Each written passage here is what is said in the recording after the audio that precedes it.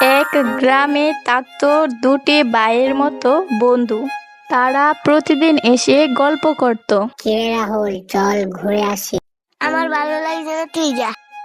আচ্ছা ঠিক আছে, তুই যখন যাবি না আমি গিয়ে ঘুরে আসি। এ কথা বলে রনি আজ একা একাই বেরিয়ে গেল ঘুরতে।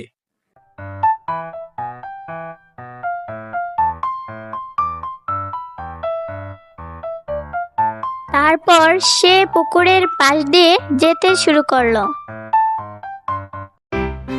হাঁটতে হাঁটতে সে গ্রামের দিকে যেতে শুরু করলো এবং একটি মেয়েকে দেখতে পেল। তারপর মেয়েটি তাকে ডাক দিল। রনি ভাই, রনি ভাই, এদিকে এসো। কি হয়েছে, ডাকছিস কেন? তাড়াতাড়ি বল দেখি। কোথায় যাচ্ছ?